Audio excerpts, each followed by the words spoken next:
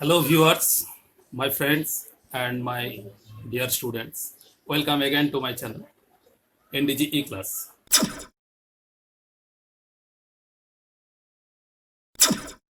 Friends, today I am going to discuss a prose piece from your textbook. The first prose piece of your textbook is The Eyes Have It, written by Ruskin Bond. তো বন্ধুরা ভিডিওটা তোমরা পুরো দেখো because এই ভিডিওগুলো একটু lengthy হবে, কেননা এটা হচ্ছে এডুকেশনাল ম্যাটেরিয়াল, তাই একটু বড় ভিডিও হয়। তো মাঝে মাঝে হয়তো একঘেয়েমি লাগতে পারে, কিন্তু ভেরি ইন্টারেস্টিং জিনিসগুলো তোমরা ঠিক পেয়ে যাবে। ঠিক আছে, হয়তো কিছু সময়ের জন্য হয়তো একঘেয়েমি লাগবে, কিন্তু পুরো প্যাসেজটা বুঝতে গেলে তোমাকে পুরো ভিডিওটা মন দিয়ে দেখতে হবে, যাতে তোমরা একবারই জিনিসটা বুঝে যাও। এবং ভিডিওগুলোকে অবশ্যই লাইক করো, কেননা লাইক করলে কি হবে দেখবে, তোমার ইউটিউব লাইব্রেরিতে গিয়ে তোমার লাইক ভিডিওর যে ফোল্ডার, সেখানে ভিডিওটা থেকে যাবে, যাতে তুমি পরে আবার ওখানে গিয়ে দেখতে পারো। ডাইরেক্ট তোমাকে আর সার্চ করতে হবে না, ঠিক আছে, অটোমেটিকলি সেভ হয়ে যাবে, কিন্তু তাতে তোমার ফোনের মেমোরি কোনো ক্ষতি হবে না। ঠিক আছে, তবে একটা কাজ করতে পারো, তোমরা পজ করে তোমরা পরবর্তীকালে ভিডিওটা দেখে নিতে পারো। ঠিক আছে, মাঝে মাঝে পজ করে তোমাদের যখন একটা সময় নিয়ে দেখো, অবশ্যই যারা নতুন আছে তারা সাবস্ক্রাইব করে নাও, কেননা আমরা প্রত্যেকটা লেসনে আমি ডিটেল ডেসক্রিপশন, ডিটেল অ্যানালাইসিস কী আছে সব কিছু আমি বলবো। যদি তোমরা পছন্দ করো অবশ্যই, বা ভালো লেগে থাকে তাহলে আমি আবার ভিডিও বানাবো, অ্যান্ড আমি একটু মোটিভেটেড হব যে আমার যে পরিশ্রম সার্থক হয়েছে তোমাদের কাছে, এবং তোমরা অবশ্যই বুঝতে পারছো। ওকে, তাহলে এই ভিডিওটাও আমি বানাচ্ছি যে টুডে দ্য আইজ হ্যাবিট। এই দ্য আইজ হ্যাবিট গল্পটা খুব অ্যাপিলিং একটা স্টোরি, এবং এই গল্পটা লেখার উদ্দেশ্য কেন সেটাও আমি এই ভিডিওতে বলবো। এই গল্পটা একটা simple story, but is most appealing two the society. এইটা রাস্কিন বন্ড এই গল্পটা লেখার পেছনে কি উদ্দেশ্য, purpose of the story, what is the purpose of the story, এবং কোন পার্সপেক্টিভে লিখেছেন, এবং কোথায় সেটিংস, এভরিথিং আমি বলবো। ঠিক আছে, এবং কি মেসেজ দিতে চাইছেন, what message you want to deliver to the society, to the readers or to us. ঠিক আছে, ওকে। তো এই জিনিসগুলো ডিটেল আমি এই ভিডিওতে আলোচনা করব। তাহলে সর্বপ্রথম যেটা আমাদের জানতে হবে সেটা হচ্ছে লেখক পরিচিতি, অর্থাৎ সামান্য হলেও একটু লেখক সম্বন্ধে আমরা জেনে নিই। আমি ইন্টারনেটে অনেক কিছুই দেখলাম, ওটা যদি আমি মানে লেখক পরিচিতি বলতে চাই তাহলে অনেক অনেক বড় হয়ে যাবে, তাই খুব সংক্ষেপে আমি লেখক পরিচিতিটা আমি বলে দেবো। এবং তোমরা যদি আরও ডিটেলসে জানতে চাও তাহলে তোমরা গুগলে সার্চ করে খালি রাস্কিন বন্ড লিখবে, তাতেই তোমার রাস্কিন বন্ডের সম্বন্ধে উইকিপিডিয়া এভরিথিং ডিটেলস দিয়ে দেবে। ওকে, তাহলে তোমাদের বইয়েও দেখবে খুব খুব সংক্ষিপ্তভাবে লেখক পরিচিতি দেওয়া আছে। আমি একটু বেশি বলবো, বিকজ তার সম্বন্ধে, তার লেখক পরিচিতি সম্বন্ধে জানার দরকার, কেননা তার যে personal experience is reflected in this story. ঠিক আছে, তার বেশিরভাগই গল্পতে, তিনি যতগুলো গল্প লিখেছেন রাস্কিন বন্ড, সব গল্পগুলোতে তার পার্সোনাল এক্সপিরিয়েন্স শেয়ার করা হয়েছে, পার্সোনাল এক্সপিরিয়েন্সের রিফ্লেকশন দেখতে পায়। ঠিক আছে, তাহলে বন্ধুরা চলো আর বেশি কথা না বলে, ভিডিওটা না বাড়িয়ে আমি চলে যাচ্ছি introduction of the. Ruskin Bond জন্মেছিলেন 1934 এবং 19 মে, এটা পাঞ্জাব স্টেটের কাসৌলি বলে জায়গাতে। তিনি অ্যাকচুয়ালি ব্রিটিশ বংশোদ্ভূত, বাট ইন্ডিয়ান রাইট। ঠিক আছে, ওকে। তো তার তিনি এখনো পর্যন্ত প্রেজেন্ট আছেন, এবং তার বয়স মোটামুটি 86 হবে, 86 years of 86 years age. His main occupation were writer, poet, novelist. He is an Indian, and his genres contemporary. The main subject in which he wrote are autobiographical, semi-autobiographical, fiction, non-fiction, novel writer, novels, and children books. তিনি এই এটা বিশেষ নভেলের জন্য, বিশেষ বইয়ের জন্য সাহিত্য academy award পেয়েছেন এবং চিলড্রেন্স বুক লেখার জন্য তিনি পদ্মভূষণও বিভূষিত হয়েছিলেন। ওকে, আমি আর অনেক কিছু বলার ছিল, অনেক কিছু বলতে গেলে আমার অনেক বড় হয়ে যাবে। ঠিক আছে, আমাকে তাহলে লেসনটা শুরুই করতে পারবো না। তাহলে চলো আমরা চলে যাই লেসন, লেটস স্টার্ট। ওকে, শুরু হচ্ছে আমাদের গল্পটা এইভাবে। তিনি আই দিয়ে শুরু করেছেন। This is written in first person. তিনি বেশিরভাগ তাহলে বলা যেতে পারে এই গল্পটা হচ্ছে অটোবায়োগ্রাফিক্যাল টাচ রয়েছে তার, এবং অটোবায়োগ্রাফিক্যাল স্টোরি বলা যেতে পারে। তো আই দিয়ে শুরু হয়েছে, ফার্স্ট পার্সনে লিখেছেন, এবং তার বেশিরভাগই গল্পের অটোবায়োগ্রাফিক্যাল টাচ থাকে, এই গল্পটাও তাই। I had the train compartment to myself up to Rohana, then a girl got in. তো আমি ট্রেন কম্পার্টমেন্টে ছিলাম। ট্রেন কম্পার্টমেন্ট বলতে ট্রেনের কোচের মধ্যে যে দুটো দুটো সিট করে যে ভাগ করা থাকে সেগুলোকে এক একটা কম্পার্টমেন্ট। তো সে একটা কম্পার্টমেন্টে লেখক বা স্টোরি টেলার ওখানে ছিলেন, অ্যান্ড রোহানা পর্যন্ত এসেছিলেন। তিনি অনেক আগের থেকেই জার্নি শুরু করেছেন, এবং রোহানা পর্যন্ত আসার পর এ গার্ল গট ইন, একটা মেয়ে ওই ট্রেনে চাপলো। The couple who saw her off were probably her parents. যে কাপল অর্থাৎ যে যারা ছাড়তে এসেছিল মেয়েটাকে, তারা প্রবাবলি আর প্যারেন্টস, এই প্রবাবলি বলছেন হয়তো তার বাবা মা হতে পারে। তাহলে এখান থেকে তিনি একটা ক্লু দিচ্ছেন যে লেখক হয়তো দেখতে পাননি বা দেখেননি যে কারা ছাড়তে এসেছিল। আমরা এখনো কিন্তু জানি না লেখকের অবস্থাটা কি। ঠিক আছে, তো স হার অফ মানে সি অফ একটা প্রেজাল ভাব, যেটা হচ্ছে বিড গুড বাই। তো যাতে ওই গুড বাই করতে এসেছিল, তো তারা হয়তো তার বাবা মা হতে পারে। They seemed very anxious about her comfort. মনে হচ্ছিল তাদের কথাবার্তা শুনে যে তারা খুব অ্যাংসাস আছে, তারা খুব উদগ্রীব আছে মেয়েটার একটু যত্নর প্রতি। এবং the women gave the girl detail instruction as to where to keep her things. তো আর যে মহিলাটি, ভদ্র মহিলাটি এসেছিলেন মেয়েটিকে ছাড়তে, তিনি ওই মেয়েটিকে ইনস্ট্রাকশন দিচ্ছিলেন যে কোথায় জিনিস রাখতে হবে, কি for things, when not to Lin out of Windows, কখন জানালা দিয়ে ঝুঁকতে নেই বা কখন দেখতে হবে। ঠিক আছে, and how to avoid speaking two strangers, এবং কীভাবে অ্যাভয়েড করতে হবে কোনো অপরিচিত ব্যক্তির সঙ্গে কথা বলার সময়। ঠিক আছে, কোনো পরিচিত ব্যক্তি ছাড়া সে যেন কথা না বলে, এবং কীভাবে অ্যাভয়েড করতে হবে সেটা ওই তার মা হয়তো বুঝিয়ে দিচ্ছিলেন, ইনস্ট্রাকশন দিচ্ছিলেন। They called their good byes and the train pulled out of the station. তারপর তারা গুড বাই করলো এবং the train pulled out of the station. Pulled out মানে হচ্ছে টেনে বার করা। এখান তো ট্রেনটা টেনে বার তো করছে না কেউ। তো পুলড আউট করার সময় কি হয়, ধীরে ধীরে ধীরে ধীরে যেরকম আমরা বার করি কোনো একটা জিনিসকে, সেরকম ট্রেনটা স্টেশন থেকে ধীরে ধীরে ধীরে ধীরে বেরিয়ে যাচ্ছে। অর্থাৎ এটা খুব সুন্দরভাবে তিনি ডেসক্রাইব করেছেন যে ট্রেনটা বেরিয়ে যাওয়াকে একটা কোনো জিনিসের পুলড আউট টানার সঙ্গে তুলনা করেছেন। ট্রেন দেখবে স্টেশন থেকে যখন ছাড়ে তখন ধীরে ধীরে ধীরে ধীরে তার স্পিডটা বাড়ে, হট করে বেরিয়ে যায় না, তাই ধীরে ধীরে ওই টানার মতো মনে হচ্ছে কেউ টেনে নিয়ে বার করছে। As I was totally blind at the time. এইবারে আমরা বুঝতে পারছি যে স্টোরি টেলার তিনি এই সময়টা পুরোপুরি অন্ধ ছিলেন। ঠিক আছে, totally blind at the time বলেছেন, তার মানে তিনি জন্মগত অন্ধ নন, তিনি হয়তো কোনো কারণে সেই মুহূর্তে তিনি সেই সেই যে সময়ে হয়তো টোটালি ব্লাইন্ড হয়ে গেছিলেন, দৃষ্টিশক্তি হারিয়ে ফেলেছিলেন। My eyes sensitive only to light and darkness. এবং অন্ধরা যেরকম খালি দুটো জিনিস বুঝতে পারে, দিন এবং রাত খালি তারা ফিল করতে পারে। তাদের দিন যখন হয় তখন চোখের আলোর একটা প্রভাব তার চোখের উপরে পড়ে, কিন্তু তারা দেখতে পায় না।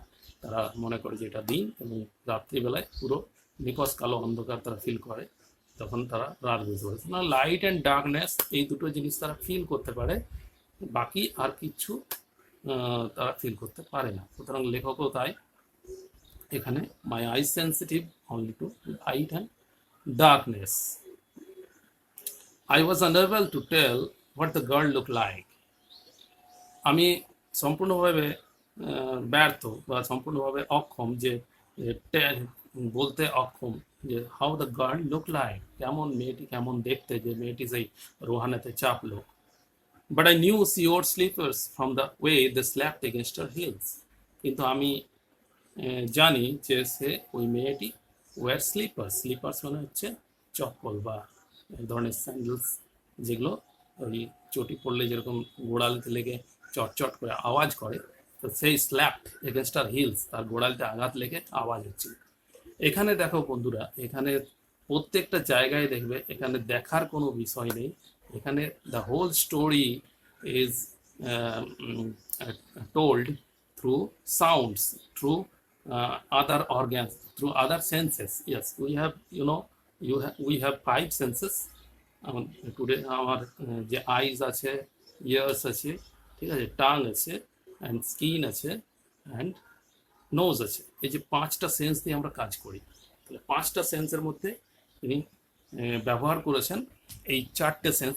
যেহেতু তিনি ব্লাইন্ড, বাকিগুলো আমরা দেখব খালি শব্দ এবং কথাবার্তা এবং স্পর্শ এবং তার যে সেন্স, এই যে নাকের গন্ধ, এই চারটে সেন্সকে কাজে লাগিয়ে তিনি এই স্টোরিটা লিখে গেছেন এবং আমাদেরকে ফিল করতে সাহায্য করছেন যে অন্ধরা কীরকম করে তাদের জীবনটাকে দেখে এবং তারা পৃথিবীকে কীভাবে দেখে। তিনি আমরা সম্পূর্ণভাবে লেখকের দেখার প্রতি তিনি আমাদেরকে তার চোখ দিয়ে দেখাচ্ছেন, একটা অন্ধ মানুষের চোখ দিয়ে তিনি জগৎটাকে দেখাতে চাইছেন। তাহলে দেখো এখানে তিনি প্রথমে এখানে শব্দের ব্যাপারটা বলেছেন যে তার ওই যে মেয়েটি চটি পড়েছিল, তো তার আওয়াজটা তার কেন এসেছিল, এবং তিনি আগেই বলেছেন তার বাবা মা হয়তো হবে, প্রবাবলি কথাটা ইউজ করেছিলেন এই কারণে যে তিনি পুরোপুরি অন্ধ ছিলেন এবং তিনি দেখতে পারেননি যে তার এরা বাবা মা কি না, তিনি সম্ভবত কথাটা ইউজ করেছেন। It would take me some time to discover something about her looks, এটার জন্য আমার হয়তো কিছুটা সময় লাগবে, to discover something about her looks, তার যে কীভাবে কেমন দেখতে সেইটা আমাকে ডিসকভার করতে, আবিষ্কার করতে কিছুটা সময় লাগবে। অর্থাৎ তিনি বলতে চাইছেন যে তিনি চোখ বাদ দিয়ে বাকি যে চারটে সেন্স আছে সেই সেন্সকে কাজে লাগিয়ে তিনি আন্দাজ করার অর্থাৎ বুঝবার চেষ্টা করবেন যে how the girls look like, and perhaps I never would, এবং হয়তো আমি পারবই না। তিনি গ্যারান্টি দিতে পারছেন না যে তিনি ডিসকভার করে ফেলবেন বলে, বাট তিনি ডাউটও প্রকাশ করছেন, ঠিক আছে। But I like the sound of her voice, কিন্তু আমার তার ভয়েসটা খুব পছন্দ হয়েছে, তার কণ্ঠটা, তার গলার স্বরটা আমার খুব পছন্দ হয়েছে, এবং even the sound of her sleepers, এবং তার চটির আওয়াজটাও আমার খুব পছন্দ। অর্থাৎ মেয়েটিকে তিনি শুরু থেকেই পছন্দ করতে শুরু করেছেন, তার সাউন্ডটা তার খুব ইন্টারেস্টিং লেগেছে। Are you going all the way to Dehra, সুতরাং তিনি কৌতূহল চেপে রাখতে পারলেন না, মেয়েটিকে জিজ্ঞাসা করেই ফেললেন যে are you going to all the way to Dehra, তুমি কি দেহরা পর্যন্ত, পুরো দেহরা পর্যন্তই যাবে? আই আস্কড, আমি জিজ্ঞাসা করলাম। I must have been sitting in a dark corner, আমি হয়তো কোনো অন্ধকার কোণাতে বসেছিলাম। অর্থাৎ তিনি তো অন্ধ, তিনি বুঝতে পারছেন না তিনি কোথায় বসে আছেন, অন্ধকার জায়গা না আলো জায়গা। কেননা বিকজ মাই ভয়েস টটেল হয়, তিনি দেখলেন যে তিনি এই কথাটা জিজ্ঞাসা করতে মেয়েটা হকচকিয়ে গেল, স্টার্টেলড হলো, একটা চমকে গেল হয়তো, তিনি সেটা ফিল করলেন এবং তিনি বুঝতে পারলেন যে হয়তো আমাকে মেয়েটি দেখতে পায়নি। So because my voice startled her, she gave a little exclamation, মেয়েটি একটু এক্সক্লামেশন দিল এবং said I did not know anyone else was there, আমি জানি না যে এখানে কেউ বসে আছে, আমি জানতাম না এখানে কেউ বসে আছে কিনা। তো মেয়েটি যখন বললো, মেয়েটি হয়তো লক্ষ্য করেনি। Well it often happens that people with good eyesight fail to see what is right in front of them, আসলে এটা often happen that people with good eyesight, এটা প্রায়শই মাঝে মাঝে ঘটে যে যেসব লোকেদের খুব ভালো দৃষ্টিশক্তি আছে, অর্থাৎ নর্মাল পিপল যাদের দৃষ্টিশক্তি ঠিক আছে, যারা ব্লাইন্ড নয়, তাদের কি হয়, fail to see what is right in front of them, তারা ব্যর্থ হয়। অনেক সময় কি হয় যে তাদের চোখের সামনে কি যেটা আছে সেটা দেখতে ব্যর্থ হয়, এবং দিস ইজ দ্য ভেরি কি লাইন, এটাকে এই যে মেসেজটা, এই লাইনটা লিখতে খুব গুরুত্বপূর্ণ, ভেরি ইম্পর্টেন্ট এবং সিগনিফিক্যান্ট লাইন, কেননা এই জিনিসটাকে প্রতিষ্ঠা তিনি করেছেন। শেষ পর্যন্ত আমরা এটা প্রুভ পাবো, কেননা তিনি এবারে গল্পটার ব্যাকগ্রাউন্ডটা আমি বলে দিই। গল্পটা লেখার উদ্দেশ্য হচ্ছে তখনকার যুগে, মানে তখনকার যুগে বলতে কি আছে, in those days, even now days আমরা কি করি, কোনো একটা ব্লাইন্ড পার্সন বা physically handicapped person are not acceptable by the society. ঠিক আছে, আমরা তাদেরকে গ্রহণ করতে পারি না। এবং তখনকার তিনি একটু বেশি প্রকট ছিল। ঠিক আছে, তো যখন তিনি এই গল্পটা লিখেছেন, তো ব্লাইন্ড পার্সনদের কী করতো, they are not treated well, they are left out, they are discarded. Okay, the people, the society cannot treat them as normal person, and the society treat them as different disabled person, তারা অক্ষম।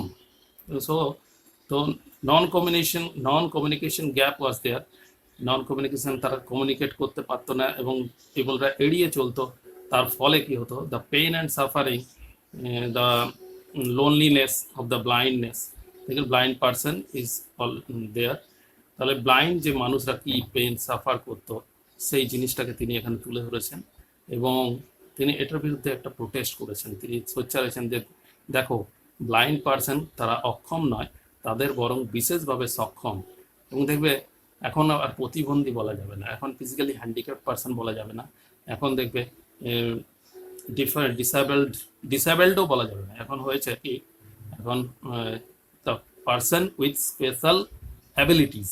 অর্থাৎ আমাদের যে 5টা sense আছে, একটা sense হয়তো নষ্ট হয়ে গেছে, কিন্তু বাকি যে সেন্সগুলো আছে সেগুলোকে গুরুত্ব দিয়ে পজিটিভ ওয়েতে তাকে বিশেষভাবে ট্রিট করতে হবে। অর্থাৎ পার্সন উইথ ডিফারেন্ট অ্যাবিলিটিস, তার চোখ নেই তো কি হবে, বাকি যে সেন্সগুলো আছে সেগুলো কিন্তু বেশি, তাদের কার্যকারিতা বেশি, বরং তারা সেই সেন্সগুলোকে বেশি ইউজ করে তারা পৃথিবীকে বুঝছে এবং মানুষের সঙ্গে কমিউনিকেট করছে। এই গল্পটা তিনি সেই উদ্দেশ্যেই লিখেছেন যে ব্লাইন্ড পার্সনরা সোসাইটির বাইরে নয়, তারা ডিসেবল নয়, তারা ডিসকার্টেড নয়। ঠিক আছে, তাদেরকে অবহেলা, তারা নেগলেক্টেড নয়। ঠিক আছে, তাদের সোসাইটি যেরকমভাবে তাদের ট্রিট করে, সোশ্যাল পিপলরা যাদের নর্মাল মানুষরা তার প্রতি যেরকম বিহেভ করে, সেগুলো করাটা একদম সম্পূর্ণ অনুচিত এবং এটার বিরুদ্ধে গিয়ে বরং তাদেরকে সোসাইটির সঙ্গে কমিউনিকেট করতে সাহায্য করা উচিত, তাদেরকে নর্মাল জীবন লিড করতে দেওয়া উচিত। তিনি এই ব্লাইন্ড পার্সনদের এই পেন তিনি ফিল করেছেন এবং তিনি এই গল্পটা লিখেছেন। এবং এখানে দেখো ক্যারেক্টার্স আর ভেরি লিমিটেড, এই মাত্র কয়েকটা ক্যারেক্টার তোমরা দেখতে পাবে যার মধ্যে গল্পটা সীমাবদ্ধ। খুবই লুসিড ওয়েতে তিনি এই গল্পটা লিখেছেন এবং খুবই সিম্পল সিচুয়েশন, এই সিচুয়েশন এবং সিচুয়েশনের ব্যাপারটা যখন এলো তখন বলে দিই, তিনি এখানে সিচুয়েশনাল আয়রনি ব্যবহার করেছেন। তোমাদের গল্পটার আমি ভূমিকাতে যেটা লেখা ছিল সেখানে যায়নি, কেননা ওটা বলে দিলে তোমাদের গল্পের সাসপেন্সটা নষ্ট হয়ে যাবে। কেননা শেষ পর্যন্ত গল্পটার একটা সাসপেন্স রয়েছে তোমাদের। এই যে ইন্ট্রোটাতে যে 3 লাইনস অ্যাবাউট দ্য স্টোরি দেওয়া আছে, ওটা পড়া উচিত নয় অ্যাকচুয়ালি শুরুতে, তো আমি ওই জন্য ওটা স্কিপ করে গেলাম। ঠিক আছে, সেই জন্য যাতে সাসপেন্সটা বজায় থাকে, তোমরা শেষ পর্যন্ত গল্পটা শোনো। তাহলে এই জিনিসটা তিনি চলে আসি গল্পটাতে, যে এইটাই তিনি প্রুভ করেছেন যে একটা নর্মাল পার্সন যে ব্লাইন্ড নয়, সে অনেক সময় অন্ধদের মতো সামনের জিনিসটা দেখতে পায় না। কেননা কি, তাদের যে মাইন্ডটা অনেক সময় বিজি থাকে এবং যে বিজি থাকার ফলে তারা চোখের সামনে হয়তো সেই জিনিসটাই খুঁজছে কিন্তু সেটা দেখতে পায় না। এরকম হামেশাই হয়, দেখবে কোনো একটা পেন তুমি খুঁজছো কিন্তু চোখের সামনেটাতেই পড়ে আছে টেবিলের উপর, কিন্তু তোমার মাইন্ড তোমাকে সেই ইনফরমেশনটা দিচ্ছে না এবং তোমার চোখ দেখা সত্ত্বেও সেটাকে গ্রহণ করছে না, অ্যাকসেপ্ট করছে না।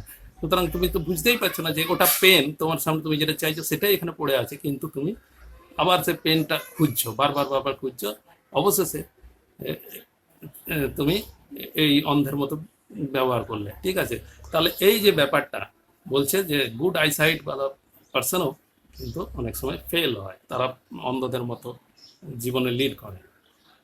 বরং উল্টো দিকে দেখলে অন্ধরা অনেক ভালো কি করেছে দেখো, I suppose whereas people who cannot see or see very little have to take it only essential, তারা এসেন্সিয়াল জিনিসটাই তারা দেখে, অর্থাৎ তাদের যেটা চাই সেটার প্রতি কনসেন্ট্রেট করতে পারে।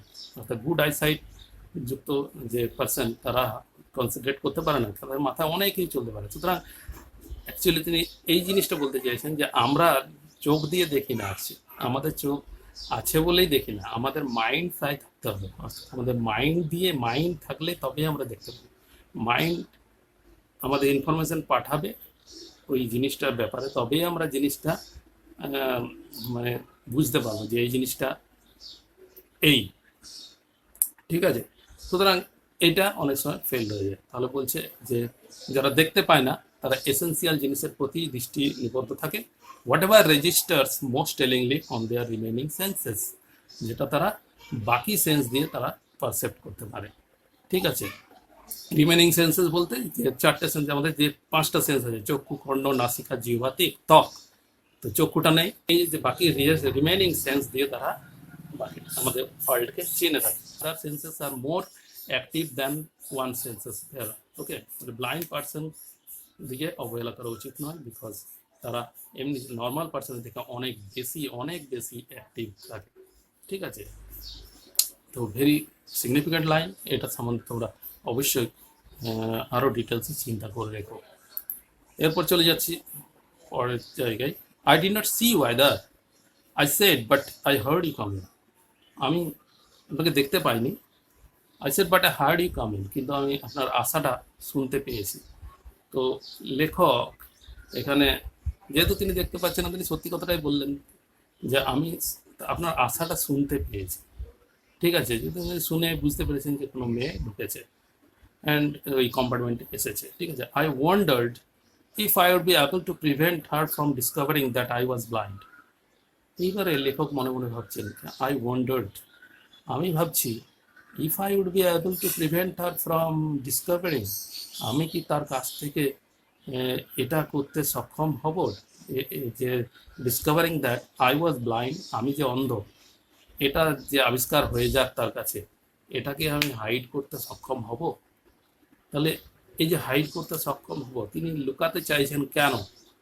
তো এইটার পেছনে রহস্যটা আমি বললাম একটু আগে, যে তখনকার দিনে, বরং এখন টুডে নাও এ ডেজ অলসো আমরা কি করি, ব্লাইন্ড পার্সনকে সোশ্যালি অ্যাকসেপ্ট করি না, ঠিক আছে। তাদেরকে তারা লোনসাম, তারা অনেক বেশি অ্যালোন, এবং তাদের মিজারেবল কন্ডিশনকে আমরা উপেক্ষা করে থাকি।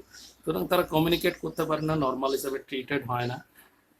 সুতরাং এই জিনিসটা যাতে লেখক নিজের প্রতি না হয়, তাই তিনি বাহ্যিক যে সোসাইটির কাছে তিনি লুকাতে চান যে তিনি অন্ধ, তিনি অ্যাকচুয়ালি নর্মাল পার্সন হিসাবে নিজেকে এক্সপ্রেস করতে চাইছেন। তাই তিনি ভাবছেন যে মেয়েটির কাছেও তাকে লুকানো উচিত, ঠিক আছে। নিজের যে স্টেটটা সেটা তাকে হাইড করা চলা উচিত, কিন্তু তিনি ডাউট করছেন যে তিনি কি পারবেন, তিনি ওই মেয়েটি যাতে তা আবিষ্কার করে না ফেলে, তা সেটার জন্য তিনি চেষ্টা করে যাবেন। তো provided I keep to my seat, যাই হোক আমি আমার সিটেই, যে সিটে আছি সেখানে আমি বরং বসে থাকবো। I thought it should not be too difficult, আমার মনে হয় না এটা খুব বেশি কঠিন হবে। অর্থাৎ তিনি মনকে শক্ত করলেন, তিনি ভাবলেন যে আমি আমার যা মনে হয় না এটা তার কাছে আমার যে ব্লাইন্ডনেসটাকে লুকাতে সক্ষম হব, এবং এটা বেশি কঠিন কাজ হবে না। The girl said I am getting off at Saharanpur. মেয়েটি বলল আমি সাহারানপুরে নেমে যাব, my aunt is meeting me there, আমার কাকিমা বা জেঠিমা, যাই হোক আমার আন্ট ওখানে দেখা করতে আসবে। Then I had better not to get familiar, কিন্তু তাহলে তো আমার তোমার সঙ্গে বেশি অন্তরঙ্গ হওয়া উচিত নয়। তো এটা তিনি মজা করেই বললেন, এবং একটা তামাশা করেই বললেন। I replied aunts are usually formidable creatures. তো আমি রিপ্লাই দিলাম যে আন্টরা হচ্ছে একটা ভয়ানক জীব, ঠিক আছে। ফর্মিডেবল মানে হচ্ছে ডেঞ্জারাস, ফর্মিডেবল মানে হচ্ছে একটা মানে যেটা ভয় মিশ্রিত ব্যাপার রয়েছে সেই জিনিসটাকে বলছে। অ্যান্ড ক্রিয়েচার্স মানে তিনি পার্সন বললেন না, তাকে জীব বলেছে। তার মানে তার যে আন্টদের প্রতি তার দৃষ্টিভঙ্গি এটাই রয়েছে। তিনি হয়তো তার পার্সোনাল লাইফে তিনি এইভাবে ট্রিটেড হয়েছেন বলেই তিনি তার আন্টদের প্রতি একটা বিশেষ ভিউ রয়েছে, ঠিক আছে। তিনি তাই এটা প্রকাশ করে দিলেন যে আন্টরা হচ্ছে একটা ফর্মিডেবল ক্রিয়েচার, অত ভয়ঙ্কর একটা জীব।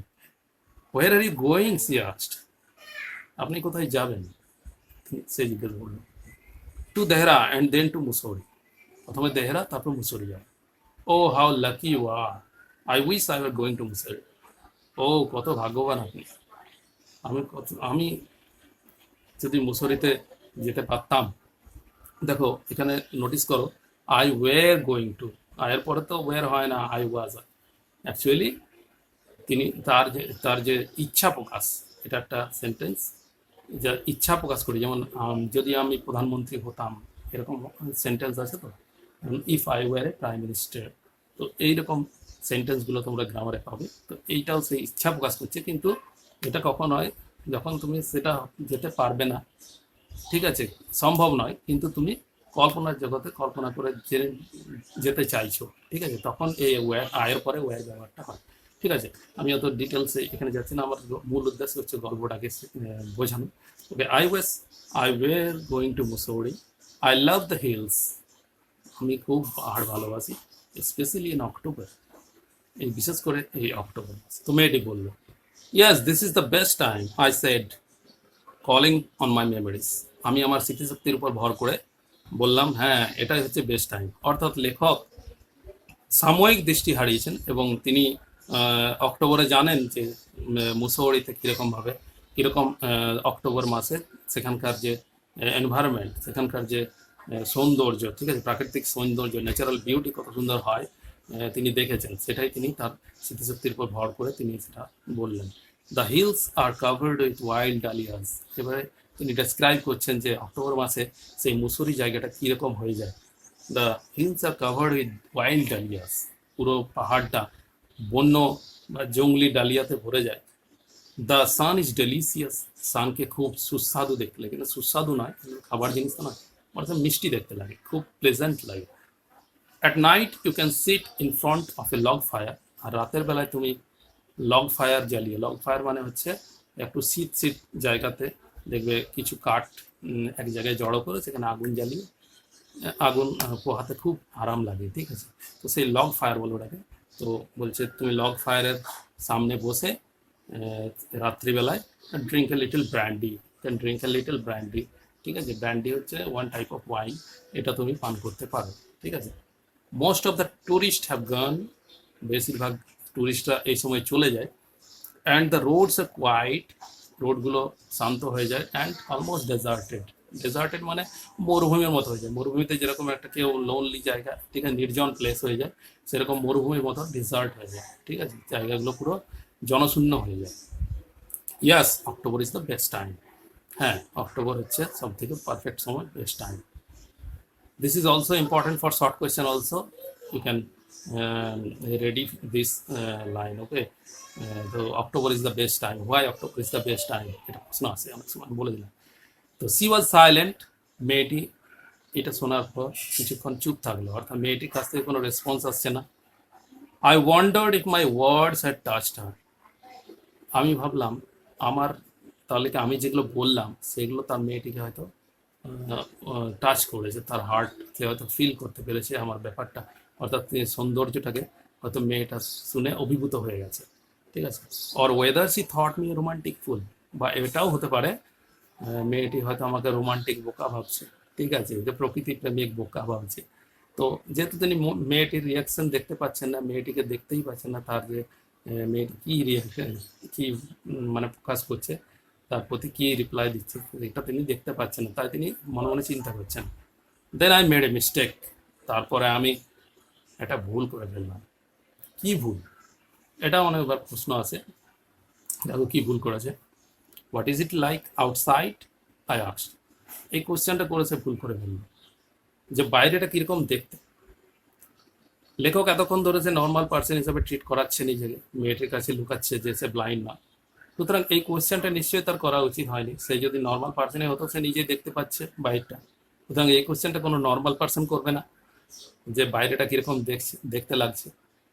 তাহলে লেখক ভাবলেন, বা স্টোরি টেলার ভাবলেন যে তিনি হয়তো ভুল করে ফেললেন, এবারে হয়তো তার মিস্টেকটা রিভিল হয়ে যাবে মেয়েটার কাছে, ঠিক আছে। She seemed to find nothing strange in the question. সে আমার এই কোয়েশ্চেনটার মধ্যে কোনো অদ্ভুত বিষয় দেখতে পেল না, ঠিক আছে। লেখক ভেবেছিল যে হয়তো এবারে মেয়েটি বুঝে গেল সে ক্লায়েন্ট। Had she noticed already that I could not see, এইবার তো নতুন একটা ডাউট প্রকাশ করছে, বলছে তাহলে কি মেয়েটি আগেই যে জেনে গেছিল যে আমি অন্ধ? তাহলে সে হয়তো আমার বাহ্যিক অবস্থাটা দেখে হয়তো বুঝে গেছিল যে, বা কথাবার্তা বা আমার যে মুভমেন্ট সেটা দেখে হয়তো বুঝে গেছিল যে আমি হয়তো কথা বলতে পারি না, এই সরি দেখতে পাই না। But her next question remove my doubts. কিন্তু মেয়েটির পরবর্তী প্রশ্ন আমার এই সন্দেহটাকে দূর করে দিল। তাহলে কি প্রশ্ন করলো যাতে লেখকের সন্দেহ দূর হয়ে গেল? এটাও this is very much important for short question or long question. ঠিক আছে, why don't you look out of the window? আপনি নিজে দেখে নিচ্ছেন না কেন? আপনি নিজেই জানালার বাইরে দেখে নিচ্ছেন না কেন? She asked. I move dizzily along the berth. আমি বার্থের মধ্যে খুব সহজেই নড়াচড়া করতে পারি। অর্থাৎ লেখক বা story teller experienced to move move into the train. যেহেতু তিনি অনেকদিন ধরে যাতায়াত করছেন এবং এই ট্রেনের মধ্যে বার্থের মধ্যে কীভাবে যাওয়া আসা করতে হয় বা নড়াচড়া করতে হয়, তিনি নর্মাল পার্সনদের মতনই আশা করেন, যাতে বাকিরা তাকে ব্লাইন্ড না ভাবে। ঠিক আছে, সুতরাং তিনি বলছেন যে I move easily along the birth felt for the Windows লেজ। তারপরে আমি খুব সহজেই নর্মালদের মতো জানালার ধারটা আমি বুঝতে পারলাম। The window was open. আমি বুঝলাম ছুঁয়ে যে জানালা খোলাই আছে। আই ফেসড ইট। আমি জানালার দিকে মুখ করে এরকম দেখার ভান করলাম। ঠিক আছে, pretence of studying the landscape. আমি বাইরের দিকে দেখার একটা ভান করলাম। আমরা জানি যে the story teller is blind, কিন্তু তিনি মেয়েটিকে দেখাতে চাইছেন তিনি ব্লাইন্ড নন, তাই তিনি দেখার ভান করছেন, যে তিনি এমনভাবে তাকালেন যে তিনি মনে হচ্ছে বাইরের জায়গাটা তিনি দেখছেন। I hard the painting of the engine. কিন্তু আমাদেরকে তিনি শোনাচ্ছেন। এবার দেখো এখানে পুরোপুরি সাউন্ড এফেক্টস রয়েছে।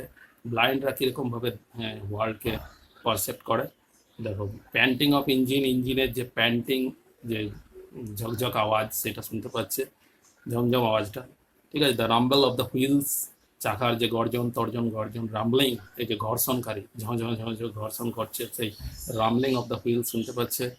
And in my minds I, এবং আমি আমার যে মাইন্ডস আই মানে হচ্ছে তার অন্তঃচক্ষু, এই অন্তঃচক্ষু দিয়ে তিনি দেখতে পাচ্ছেন I could see telegraph post flashing by.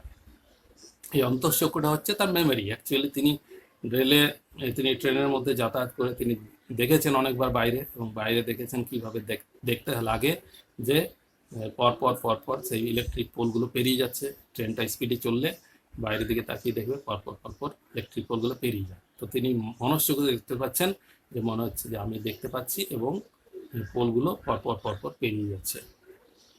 Have you noticed? I ventured. আমি এবার একটু সাহস করেই জিজ্ঞাসা, আরও একটু আগ বাড়িয়ে জিজ্ঞাসা করলাম, আচ্ছা আপনি কি লক্ষ্য করেছেন? The trees seems to be moving while we seem to be standing still. গাছগুলো মনে হচ্ছে চলে যাচ্ছে এবং আমরা এখানে দাঁড়িয়ে আছি, অর্থাৎ আমরা এখানে স্থির হয়ে আছি, স্ট্যান্ডিং স্টিল। আপনি কি এটা লক্ষ্য করেছেন? That always happens. যে হ্যাঁ, এটা প্রায়শই ঘটে। She said, do you see animals? এটি আরেকটা কোশ্চেন করলো প্রত্যুত্তরে, যে বলছে আপনি কোনো অ্যানিম্যালস দেখতে পাচ্ছেন বাইরে, কোনো প্রাণী দেখতে পাচ্ছেন? No, I answered quite confidently. না, আমি আত্মবিশ্বাসের সঙ্গে জবাব দিলাম যে না, কোনো প্রাণী দেখতে পাচ্ছি না। I knew that there were hardly any animals left in the forest near Dehra. Story teller জানতেন যে দেহরাতে এখনো পর্যন্ত কোনো প্রাণী এখনো পর্যন্ত বেঁচে নেই। ঠিক আছে, তিনি অনেক আগে যখন তার দৃষ্টিশক্তি ছিল তখন তিনি এক্সপিরিয়েন্স করেছেন, তখন তিনি এই নিউজটা জানতেন। তাই তিনি কনফিডেন্টলি এই আনসারটা দিলেন যে দেহরার কাছে কোনো এখনো পর্যন্ত কোনো প্রাণী নেই। ঠিক আছে, সেখানটা পুরোপুরি ফাঁকা রয়েছে। I turn from the window and I face the guard. তারপরে আমি জানালার থেকে মুখ সরিয়ে আমি সরাসরি মেয়েটের দিকে মুখ করলাম, অর্থাৎ তিনি আন্দাজ করে যাতে ফেস টু ফেস তিনি হলেন মেয়েটির। For a while we sat in silence. এবং কিছুক্ষণ আমরা সাইলেন্ট হয়ে গেলাম, অর্থাৎ আমারও কোনো কথা নেই এবং মেয়েটির তরফ থেকে কোনো উত্তর আসছে না। কিছুটা বিরতি হলো, সাইলেন্ট হয়ে গেলো, নিস্তব্ধ হলো। You have an interesting face. তো মেয়েটির দিকে মুখ করে আছে, সুতরাং কথা বলতে হবে। তাহলে মেয়েটির ফেসটাকে তিনি দেখতে পাচ্ছেন, এইটা ভান করে তিনি বলেই ফেললেন যে you have an interesting face, যে আপনার খুব ইন্টারেস্টিং ফেস, খুব আকর্ষণীয় মুখ আপনার। আই রিমার্ক, আমি মন্তব্য করলাম। আই ওয়াজ বিকামিং কোয়াইট ডিয়ারিং, আমি ক্রমশ সাহসী হয়ে উঠছিলাম। But it was a safe remark, কিন্তু আমি যে মন্তব্যটা করলাম সেটা খুব সেফ রিমার্ক ছিল, সেটাতে কোনো বিপদাত্মক কথা। মেয়েটিকে আমি বিউটিফুলও বলিনি। বিউটিফুল বললে কি হয়, লেখক দেখতে পাচ্ছেন না, এই মেয়েটি যদি কুৎসিত হয় তাহলে কিন্তু ধরা পড়ে যাবে, আর মেয়েটিকে যদি কুৎসিত বলি তাহলে, মেয়েটি যদি বিউটিফুল হয় তাহলে ধরা পড়ে যাবে। এই রিমার্কটা তার কাছে সেফ মনে হলো। এর আরেকটা কারণ রয়েছে এখানে, আমাদের কাছে তিনি বলতে চেয়েছেন যে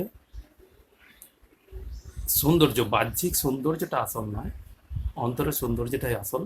মেয়েটির মধ্যে তিনি অনেক আগে ইন্টারেস্টিং ব্যাপার তিনি খুঁজে পেয়েছিলেন। তিনি সেই মেয়েটি ওঠার পর তিনি বলেছিলেন যে মেয়েটি চপ্পল পরার আওয়াজ এবং তার যে কণ্ঠস্বর তার ভালো লেগে গেছে, ইন্টারেস্টিং লেগেছে, তাই তিনি মেয়েটিকে ইন্টারেস্টিং বুঝতে পেরেছেন, তাই তিনি এই রিমার্কটা করেছিলেন যে you have an interesting face. ঠিক আছে, তাহলে তার মুখটাও নিশ্চয়ই ইন্টারেস্টিং হবে। মেয়েটিকে অন্তরটাকে তিনি অনুভব করেছেন, ফিল করেছেন, তাই তিনি বলেছেন এই রিমার্কটা যে you have an interesting face. তিনি বাহ্যিক বিউটির কথা বলেননি, ঠিক আছে, ইন্টারনাল বিউটির কথা বলেছেন। এবং এটাই, this is the main thing, মানুষের অন্তরের সৌন্দর্যটাই আসল সৌন্দর্য, বাহ্যিক সৌন্দর্যের কোনো গুণ নেই, এটা তিনি এখানে এস্টাবলিশ করেছেন। অতএব ঠিক আছে, তো few girls can resist flattery, তো কিছু মেয়েই পারে এই ফ্ল্যাটারিকে রেসিস্ট করতে, অর্থাৎ বাধা দিতে। তারা অনেক সময় ফ্ল্যাটারিটাকে এনজয় করে, ঠিক আছে, তারা অনেক গ্রহণ করে নেয়, এবং এই মেয়েটিও তাই করেছে। এবং দেখা যাচ্ছে সি লাভ প্লেজেন্টলি, মেয়েটি খুব আনন্দের সঙ্গে এই রিমার্কটা শুনে হাসলো।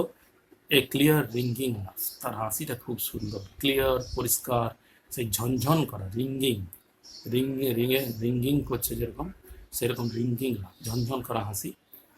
It's nice to be told I have an interesting face. বাহ, খুব সুন্দর বললেন তো, আমার ইন্টারেস্টিং ফেস, খুব সুন্দর বলা হয়েছে তো, interesting face. I am tired of people telling me I have a pretty face, আমি ক্লান্ত হয়ে গেছিলাম, সবাই আমাকে বলে, সবাই আমার প্রিটি ফেস বলতো, ঠিক আছে, যে আমার একটা প্রিটি ফেস রয়েছে, আমার মুখটা দেখতে নাকি সুন্দর। তিনি, মেয়েটি এটা ব্যক্ত করলো যে প্রিটি ফেস শুনে শুনে ক্লান্ত হয়ে উঠেছে, কিন্তু আজকে নতুন রিমার্কসে মেয়েটি পেল, oh so do you have a pretty face, thought আমি মনে মনে চিন্তা করলাম, ও তাহলে তোমার একটা সুন্দর মুখও রয়েছে। এটা কিন্তু লেখক চিন্তা করছে মনে মনে, তাহলে তিনি বুঝে গেলেন এই যে কথাবার্তার মধ্যে দিয়ে, দেখো সেন্সটা দিয়ে একটা টকিং করে তিনি বুঝে গেলেন যে মেয়েটির প্রিটি ফেস রয়েছে, ঠিক আছে। And thought allowed I said, এরপর তিনি এরও বললাম, আমি জোরে জোরে বললাম তার কাছে, well an interesting face can also be pretty. তিনি এবার ইন্টেলিজেন্টলি বললেন যে হ্যাঁ, একটা ইন্টারেস্টিং ফেস তো প্রিটি হতেই পারে, তাই না? তো একটা ইন্টারেস্টিং ফেস অলওয়েজ প্রিটি, এই জিনিসটা তিনি খুব সহজেই বুদ্ধি লাগিয়ে বলছিলেন। You are very gallant young man, আপনি তো খুব সাহসী একটা যুবক তো। She said, but why are you so serious, কিন্তু আপনি এত সিরিয়াস কেন? অর্থাৎ লেখকের মুখটা, যেহেতু তিনি দেখতে পাচ্ছেন না তার রিয়াকশন, এবং লেখক সবসময় গম্ভীর থাকে, কেননা বলেই দিলাম যে ব্লাইন্ড পার্সনরা সোসাইটির থেকে সেরকম কোনো ধরনের ট্রিটমেন্ট, ভালো ট্রিটমেন্ট পায় না, তাই মুখটা তারা হাসতে পারে না, তারা হাসিটা তাদের কাছে, তাদের হাসিটা আসে না actually, they are laughed at by the society তাদের প্রতি হাসি, তাই সবসময় তার গম্ভীর থাকে। সুতরাং I thought then I would try to laugh for her, আমি তারপরে চিন্তা করলাম আমি তার জন্য একটু হাসবো, but thought of laughter only made me feel troubled, কিন্তু হাসির কথা চিন্তা করলে আমার খুব ট্রাভেলড ফিল হয়, খুব লোনলি ফিল হয়। এই যে বললাম, the society laughs at the blind person. So the blind person become very lonely, painful. They are suffering from loneliness. They cannot laugh freely. They cannot communicate with the world freely. Okay, the social person does not treat them, they discarded them, they usually discard them. তাই তিনি যখনই হাসির কথা feel করেন তখন তিনি lonely feel করেন, তাই তিনি হাসতে পারলেন না। Well well soon be at your station. তারপরে আমি ওই প্রসঙ্গটা ঘুরিয়ে দিলাম, আমরা তাড়াতাড়ি আপনার স্টেশনে পৌঁছে যাব। I said thank goodness it's a short journey. যাক, ভাগ্যে ভালো যে এটা শর্ট জার্নি ছিল। Yet I was prepared to sit there for almost any length time. কিন্তু স্টোরি টেলার ভাবছেন যে কিন্তু আমি এখানে যে কোনো সময় ধরে, অসীম সময় ধরে আমি এখানে বসে থাকতে পারি। আমি sit there for almost any length of time, যত সময় ধরেই বলা হোক না কেন আমি এখানে বসার জন্য প্রিপেয়ার হয়ে আছি। Just to listen to are talking. তিনি বসে থাকতে পারবেন কিন্তু তার টকিং শুনতে হবে, অর্থাৎ মেয়েটি যতক্ষণ যদি চায়, মেয়েটির কথা যদি থাকে, তাহলে তিনি অসীম সময়ের জন্য এখানে বসে থাকতে পারবেন। Her voice had sparkle of a mountain stream. দেখো খুব সুন্দর বর্ণনা, বলছে তার ভয়েসটা মনে হচ্ছে যে পাহাড়ি ঝর্ণার মতো। পাহাড়ি ঝর্ণা দেখেছে? পাহাড়ি ঝর্ণা, পাহাড় থেকে যখন ঝর্ণা নেমে আসে তখন কুলকুল কুলকুল শব্দ হয়। সেই কুলকুল শব্দটার সঙ্গে মেয়েটির গলার স্বরের তুলনা করেছেন, কম্পেয়ার করেছেন। metaphor. As soon as she left the train, she would forget our brief encounter. সে হয়তো আমাদের এই ছোট্ট এনকাউন্টার, অর্থাৎ আমাদের ছোট্ট যে সাক্ষাৎকার, সেটা যে মিটিংটা ভুলে যাবে। But it would stay with me for the rest of the journey. কিন্তু আমার কাছে এই যে মুহূর্তটা, সেটা আমার জার্নির অনেকটা সময় ধরে থাকবে। রেস্ট অফ দ্য জার্নি, আমি যতক্ষণ যাত্রা করবো ততক্ষণ সময় ধরে চলতে থাকবে। And for some time letter, হয়তো এই জার্নির পরেও অনেক দিন আমার স্মৃতি ঘটায় অক্ষত থাকবে। তাহলে এই যে মোমেন্টটাকে ফিল করা, এনজয় প্রেজেন্ট মোমেন্টটাকে, তিনি এই মোমেন্টটাকে খুব ভালোভাবে এনজয় করছেন। তিনি পাঠক দিকে দেখাতে চাইছেন, দেখো যেহেতু ব্লাইন্ড পার্সনরাও কীভাবে ওয়ার্ল্ডের সঙ্গে কমিউনিকেট করতে পারছে, ঠিক আছে, তিনি ব্লাইন্ড হয়েও তিনি নর্মাল ট্রিট করার যোগ্যতা রাখেন, ঠিক আছে। তবে প্রত্যেকটা ছন্দে ছন্দে তিনি রিডারকে বুঝিয়ে দিচ্ছেন এবং তিনি গল্পের মাধ্যমে গল্পটার তিনি পথ নিয়েছেন, গল্পটা তিনি মজার ছলেই লিখেছেন। একটা ছোট্ট গল্প, শর্ট এনকাউন্টার, সেটাকে তিনি কত বড় অ্যাপিলিং ব্যাপার তিনি করে দিয়েছেন। দ্য ইঞ্জিন হুইসেল স্ট্রেট, ইঞ্জিনের হুইসেলটা বেজে উঠলো, স্ট্রিকিং করলো, খুব জোরে তীব্র আওয়াজ করলো। The carriage wheels change their sound, তারপরে ক্যারেজ হুইলটা, তাদের যে চাকার শব্দ, ধীরে ধীরে শব্দ পরিবর্তন হতে লাগলো, অর্থাৎ ট্রেনটা এবার থামবে। অ্যান্ড রিদিম, যে একটা ছন্দে চলছিল ট্রেনটা, সেই ট্রেনের ছন্দটা ধীরে ধীরে ধীরে ধীরে লয়টা ধীরে ধীরে স্লো হয়ে আসছে। The girl got up and began to collect her things. Storyteller বুঝতে পারলেন যে মেয়েটি দাঁড়ালো এবং মেয়েটি তার জিনিসগুলো গোছাতে শুরু করলো। I wondered if she wore her hair in bun. আমি ভাবছিলাম মেয়েটি চুলটা কেমন। If she wore her hair in bun, মেয়েটি তার চুলে কি খোপা করে রয়েছে, খোপা করা রয়েছে, বান মানে খোপা। Or if it was plated, or plated, প্লেটের মতো লম্বা লম্বা করা রয়েছে চুলটা। পারহাপস ইট ওয়াজ হ্যাঙ্গিং লুজ ওভার হার শোল্ডার্স, হয়তো হতে পারে তার কাঁধের উপরে খোলা রয়েছে, চুলটা খুলে ফেলা রয়েছে, ঠিক আছে, খোলা চুলে আছে কি। Or it cut very short, আর অথবা কি তার চুলটাকে খুবই ছোট করে ছাটা।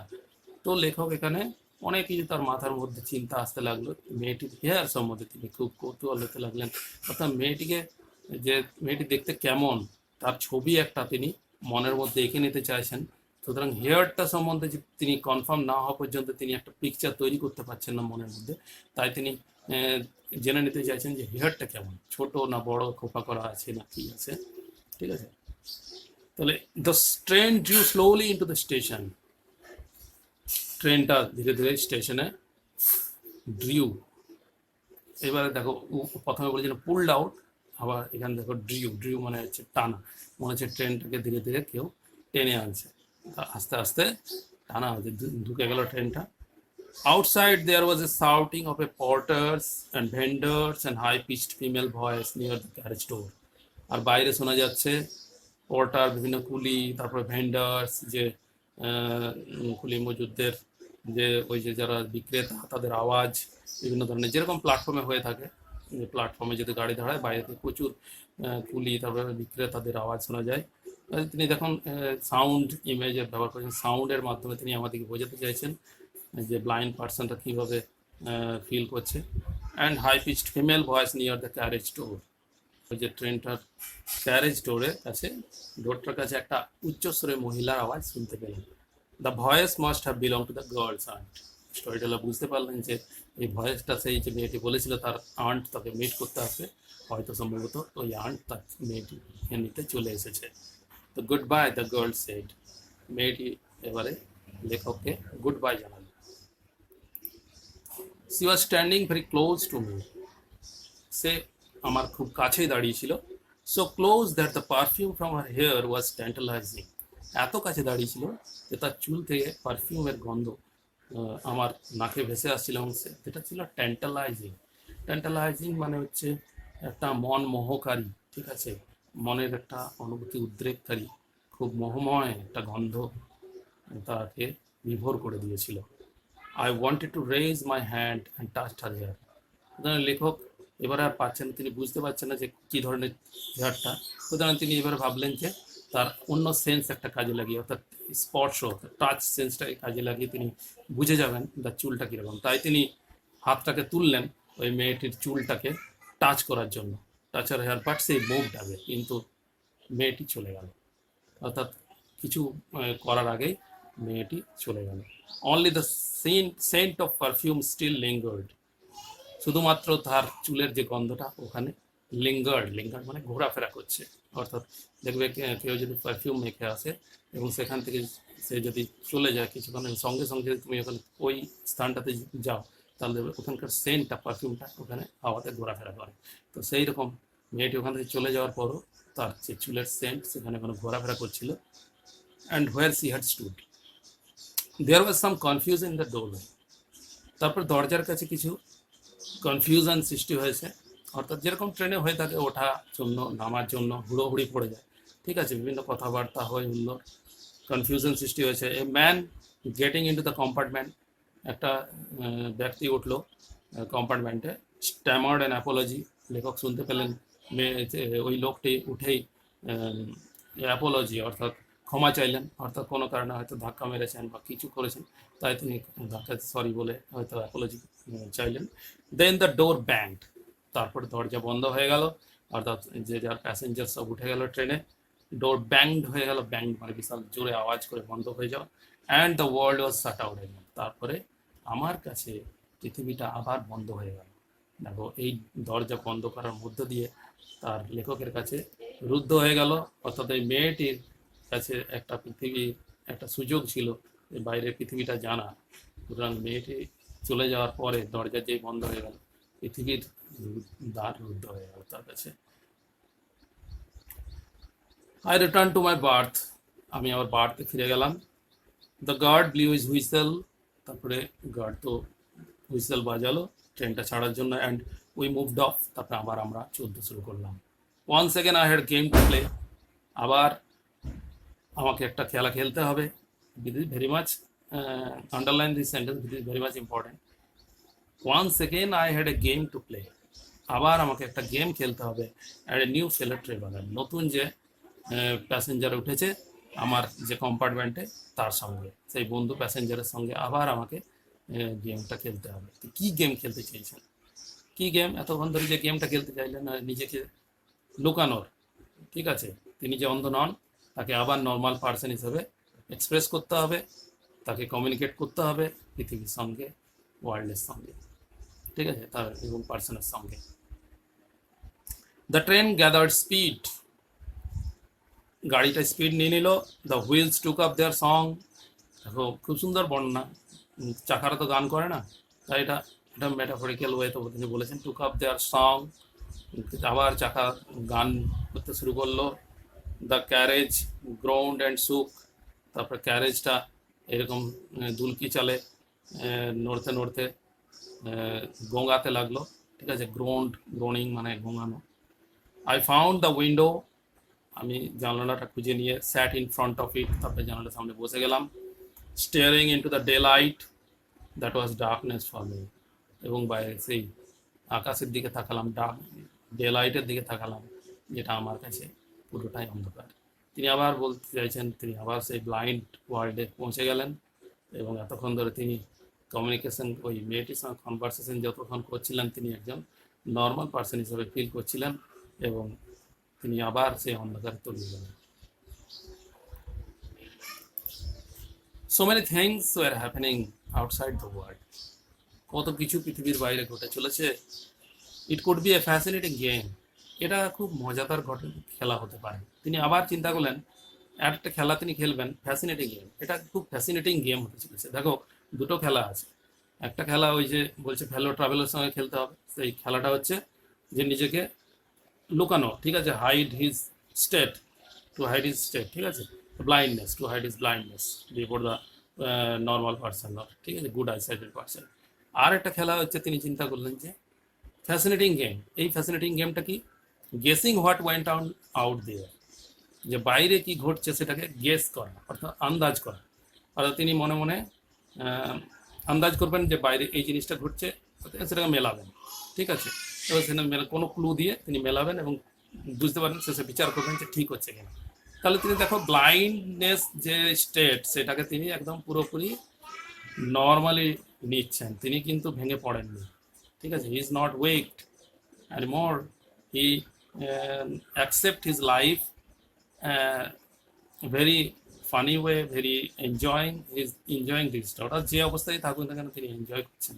তিনি রিডারকে বলছেন, দেখো ব্লাইন্ড পার্সন দিকে এভাবে ট্রিট করা উচিত না। ব্লাইন্ড পার্সনরাও কিন্তু নর্মালি তারা সুখী আছে, তারা কিন্তু লোনলিনেস তোমরা ভেবো না, ঠিক আছে। তারা যে লোনলি তারা ভেবো না, তারা ঠিকই থাকে। তিনি তার নিজের স্টেট দিয়ে বলেছেন।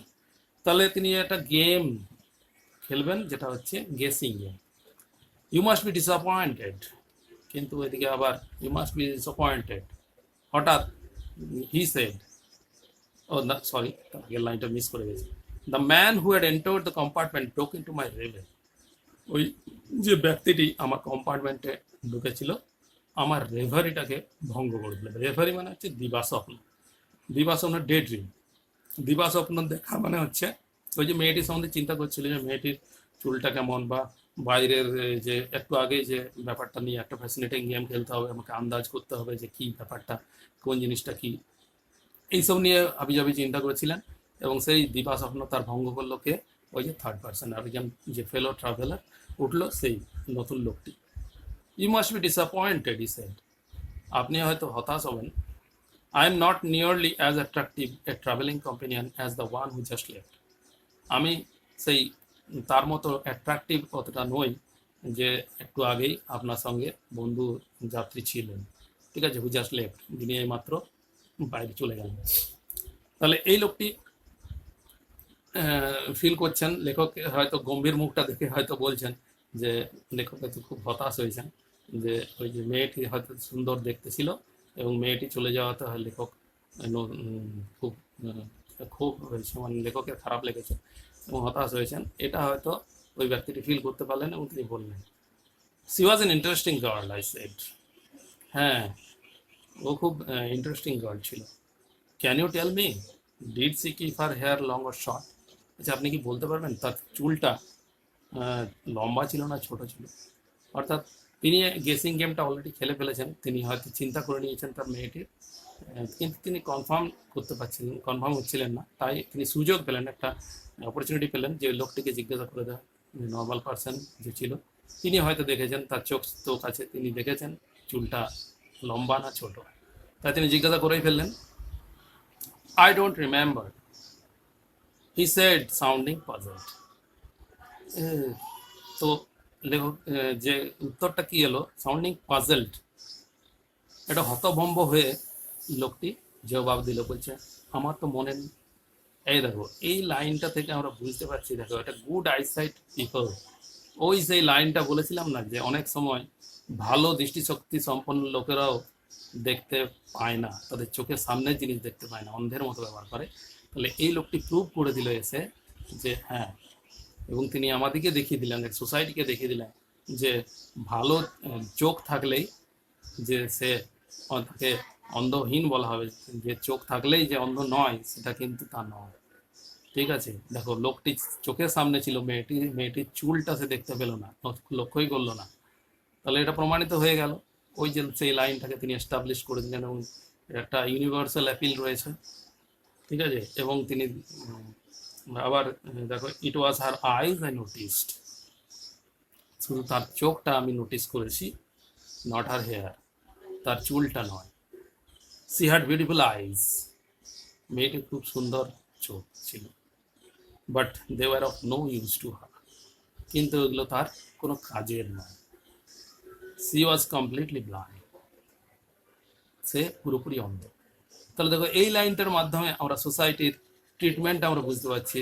যদি ওই লোকটাকে, ওই যে প্যাসেঞ্জার, নিউ ফেলো প্যাসেঞ্জার্সকে আমরা যদি রিপ্রেজেন্টেটিভ অফ দ্য সোসাইটি ভাবি, তাহলে তিনি কিন্তু তার যে কিভাবে ব্লাইন্ড দিকে ট্রিট করছেন, তিনি দেখো, তার সে বলছে সুন্দর, সব কিছুই সুন্দর, চোখগুলো সুন্দর, এভরিথিং, তার ফেস সুন্দর, সে একজন নর্মাল দেখতে, বাট সে কমপ্লিটলি ব্লাইন্ড, পুরোপুরি অন্ধ বলে তার সব কিছু খারিজ, বাতিল করে দেওয়া হলো, ডিসকার্ড করে দেওয়া হলো, তাকে পুরোপুরি সোসাইটি থেকেই তাকে ডিসকার্ড করে দিল, সে মানসিকভাবে মানুষের কাছ থেকে দূরেই থেকে গেল মেয়েটি।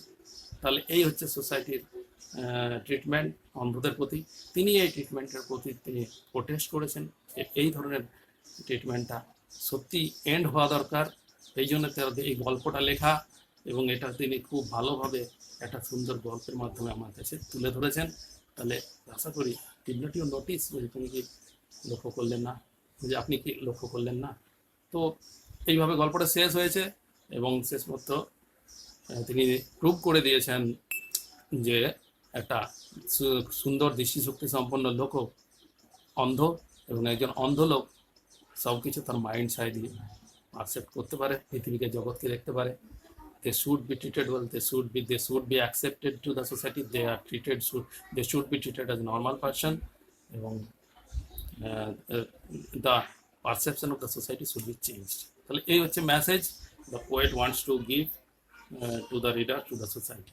তাহলে আশা করি বন্ধুরা, সব my friends, my dear students, সবাই বুঝতে পারলে গল্পটা। যদি তোমাদের কোনো কিছু কনফিউশন থাকে তো আমাকে কমেন্টে জানাও, শেয়ার করো, তোমার বন্ধুরা, তোমাদের বন্ধুদিকেও দেখতে দাও, এবং চ্যানেল এই লেসনগুলো বুঝতে সাহায্য করো, কেননা তুমি যে অপরকে উপকৃত করতে পারছো তাতে তোমারও ভালো লাগে।